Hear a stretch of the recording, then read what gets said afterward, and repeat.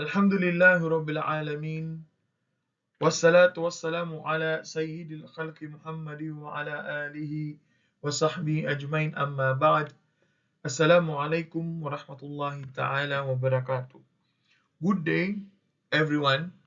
I am Jawad Z. Salik, an associate professor at the King Faisal Center for Islamic, Arabic, and Asian Studies at Mindanao State University, Marawi City, Philippines, and a student of the Doctor of Public Administration program at our university.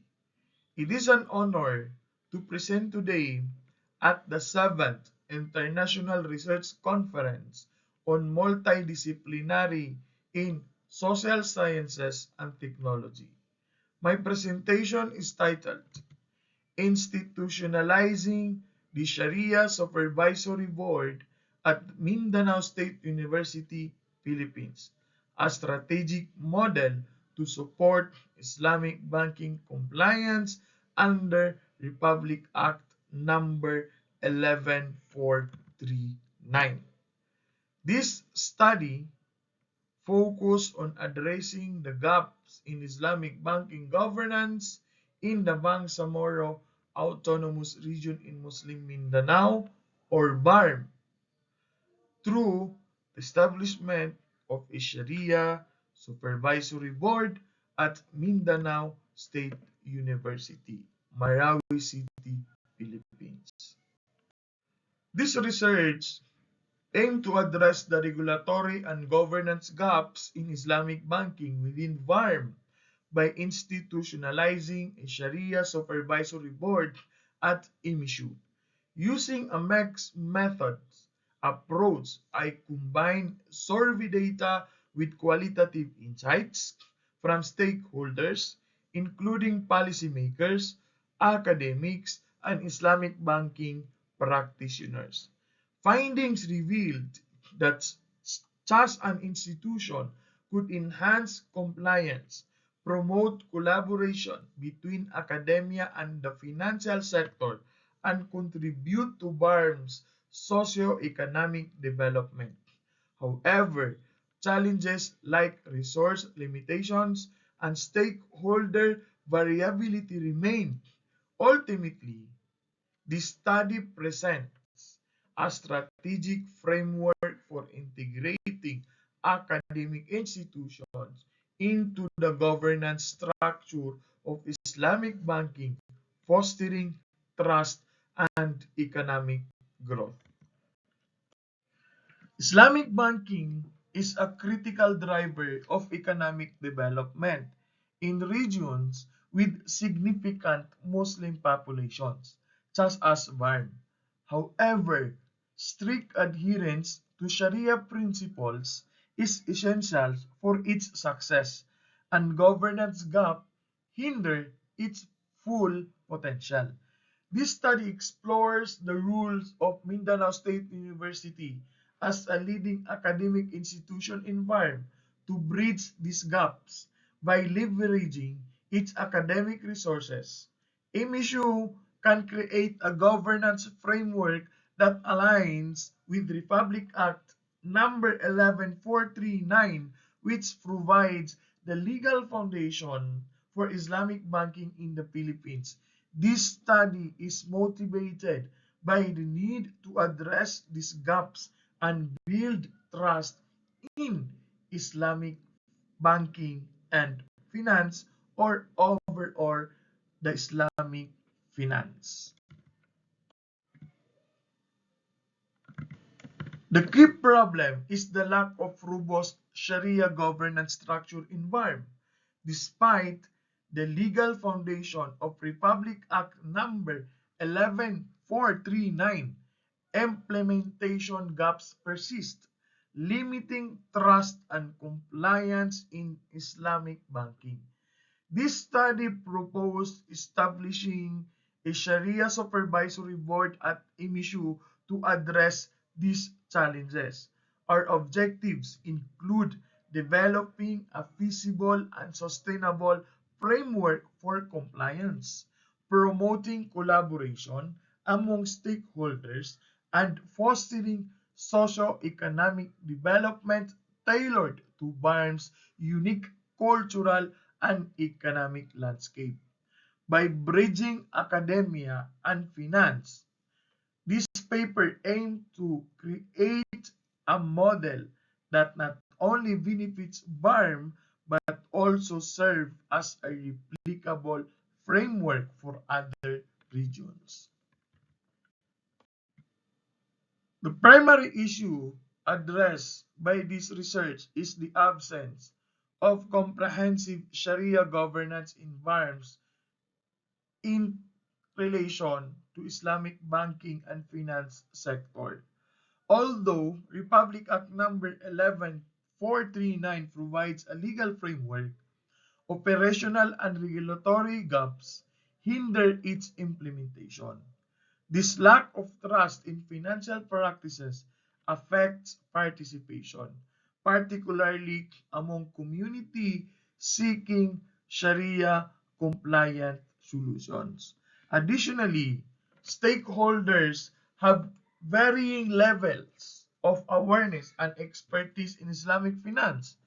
By institutionalizing and Sharia Supervisory Board at MSU, they can provide a localized, culturally sensitive governance mechanisms that fosters trust, compliance, and economic growth for the Muslim community in Burma. To investigate the feasibility and impact of establishing an SSB at MSU, the paper adopted a mixed method research approach. This included a sequential explanatory design where quantitative survey data from 300 respondents were collected and analyzed first, followed by qualitative insight from structured interviews. The respondents included policymakers, academics, and practitioners with expertise in Islamic banking.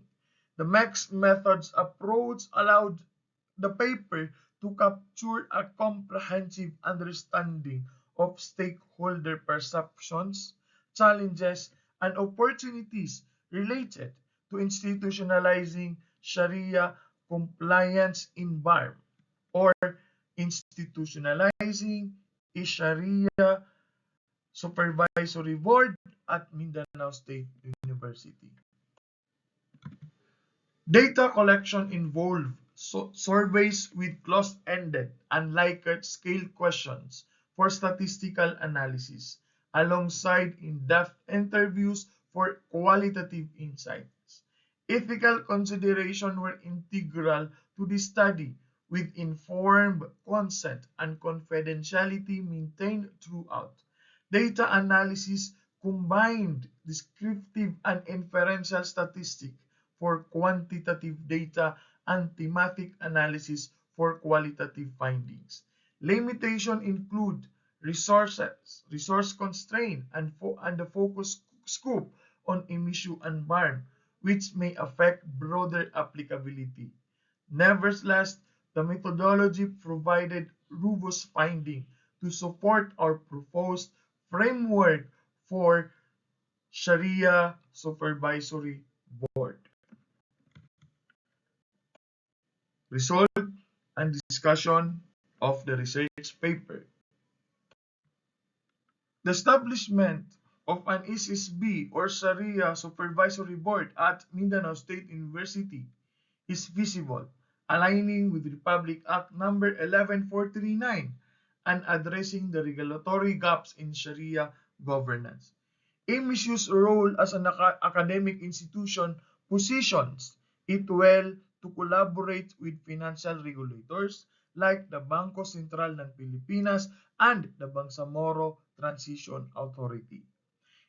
Its existing expertise in Islamic finance, Islamic banking, and law, coupled with its credibility in the region, strengthens its capacity to lead this initiative. However, strategic partnership and capacity building program will be crucial for addressing challenges like limited resources. Stakeholder support is a critical factor for success. Surveys reveal strong support for among ambitious Muslim employees and the BARM community for institutionalizing Sharia Supervisory Board. However, awareness gaps among some stakeholders need to be addressed. A phased implementation strategy is proposed, beginning with the formation of a core committee to develop policy, followed by recruitment and training of Sharia scholars. This step ensure operational readiness and long-term sustainability of the SSB or the Sharia Supervisory Board, making MSU a pioneer in Sharia compliant governance. The proposed strategic model integrates governance, capacity building, and policy development. At its core is the establishment of the SSB, which will oversee Sharia compliance in collaboration with financial institutions. Capacity building program at MSU will offer training and certifications in Islamic finance, addressing the shortage of qualified experts in BARM. This model also emphasizes research and policy development, with MSU contributing evidence-based recommendations for enhancing Sharia compliance framework tailored to the region. Addressing regulatory and governance challenges requires localized solutions by involving stakeholders from academia, finance, and policy making. This model ensures inclusivity and practicality. MSU can lead the way in creating guidelines specific to BARM's sociocultural context. This collaboration approach strengthens governance, builds trust, and enhances financial literacy, ultimately contributing to a sustainable Islamic banking and finance ecosystem in the region. The institutionalization of the Sharia Supervisory Board at Mindanao State University has transformative socio-economic potential. First, it promotes financial inclusion by enhancing access to Sharia-compliant financial services for undeserved communities.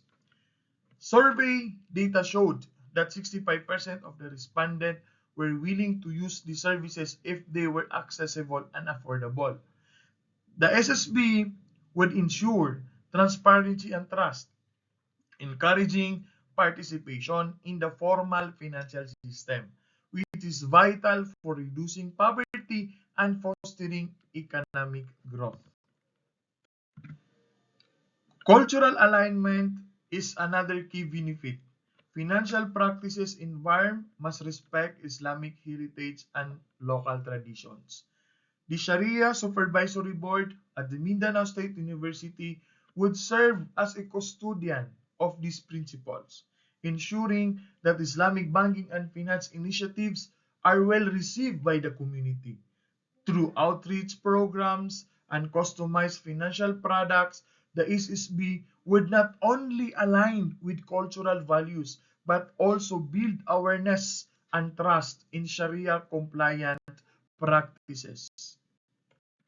In conclusion, establishing a Sharia Supervisory Board at Mindanao State University provides a feasible and impactful framework for advancing Islamic banking and finance in BARM. By addressing regulatory and governance gaps, this initiative enhances compliance, builds trust, and promotes financial inclusion and economic growth. The proposed model demonstrates how academic institutions can play a pivotal role in fostering Sharia governance and bridging gaps in financial in Islamic finance practices. This approach could serve as a replicable framework for other regions, contributing to a sustainable and culturally aligned financial system. To ensure the success of this initiative, the paper recommends strengthening regulatory support, deepening stakeholder engagement, and expanding capacity building program, establishing a dedicated research center for Islamic finance at Mindanao State University would drive innovation and policy development. Increasing public awareness through campaign and outreach effort will enhance understanding and trust in Sharia compliant practices. Lastly, fostering partnerships with financial institutions and implementing a robust monitoring system will ensure the long-term impact and sustainability of the SSB. Thank you for your time and attention. I hope this presentation has shed light on the potential of institutionalizing a Sharia Supervisory Board at Mindanao State University in Marawi City, Philippines to advance Islamic banking and finance in BARM and the whole Philippines. I look forward for your question and feedback. Please feel free to reach out me for further discussion. Thank you once again. Assalamualaikum warahmatullahi ta'ala wabarakatuh.